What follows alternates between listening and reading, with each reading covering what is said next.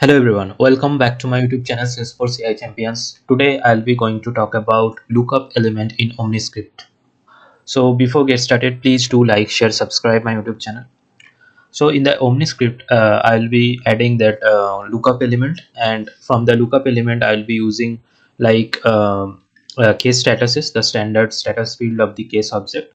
So the list of cases will be shown in that lookup element, and based on the lookup element selection, like whenever the user will be selecting the value as new of the case status for the lookup element, then I'll be just showing that list of new case records in a edit block, and the source of data will be the data mapper extract action. So let's get started.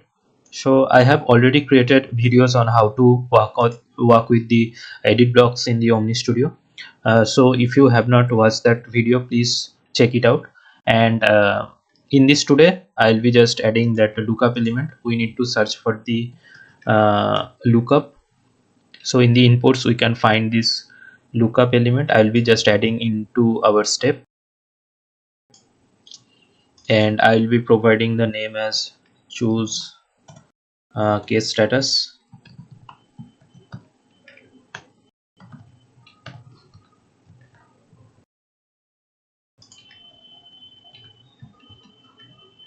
Field label as choose case status, and in here there are different data source type options are there, like S object, custom, pick list, filtered by record type.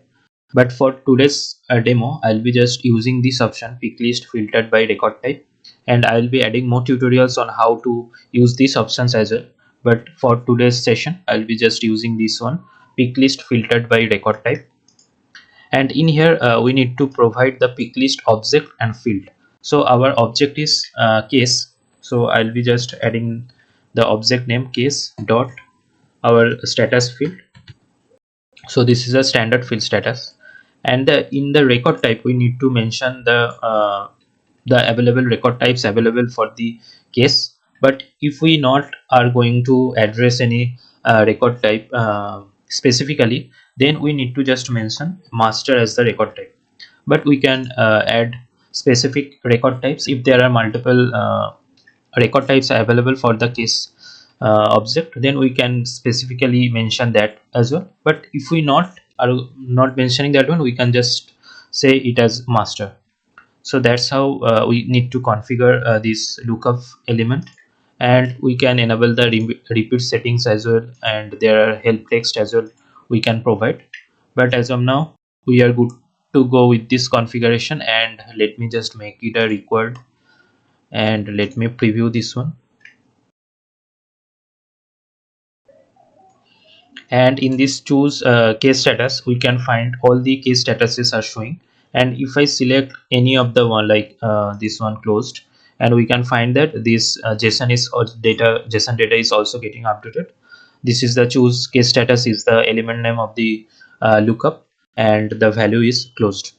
Now what we need to do, like we have the case status as new. So whenever the user will be selecting the case status as new, then we need to just display this edit block.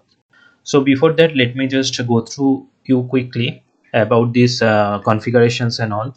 So I have already added this data mapper extract action. So in this data mapper extract is doing just fetching the case list of cases, like whenever the id not equals to null and the case status is new, then I am just mapped this few of the case fields, and in the preview we can see that we can get the list of cases which statuses are like new. So this is how we can just simply configure the data mapper extract action. And in here we can see that the node is case list, and based on this case list node, I have created this edit block with the same name as the case list edit block element name, and just added this of the a few of the case fields with the same name provided with that the responses we are getting from the data mapper extract action, we say the same name of the field we need to provide in the edit block.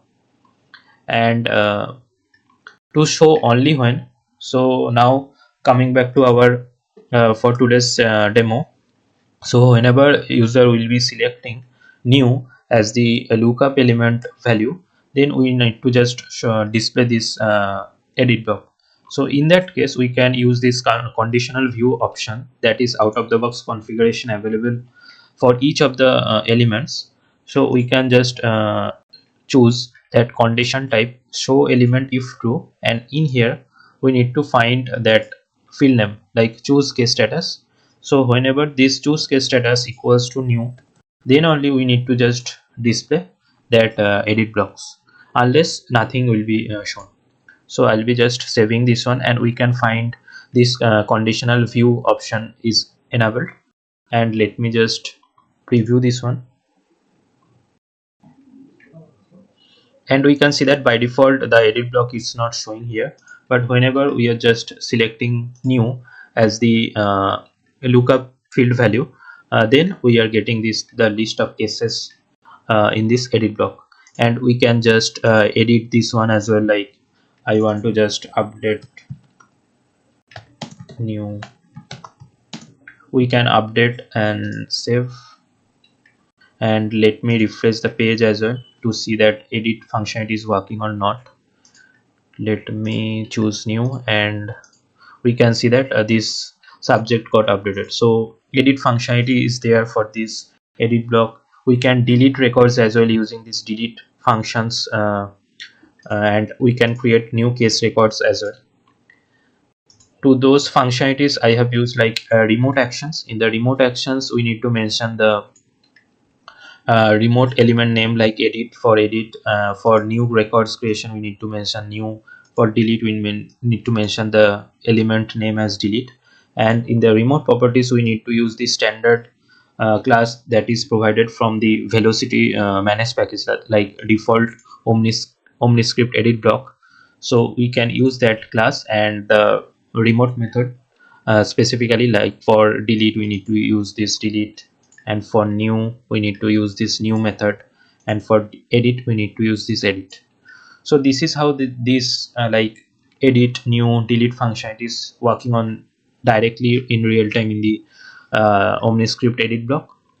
So in the next session I'll be covering like whenever the data source type is as object or custom, how the behavior is for in those scenarios. So please stay tuned, please do like, share, subscribe my YouTube channel, and I'll be adding more tutorials on Salesforce flows and Omni Studio. Please stay tuned.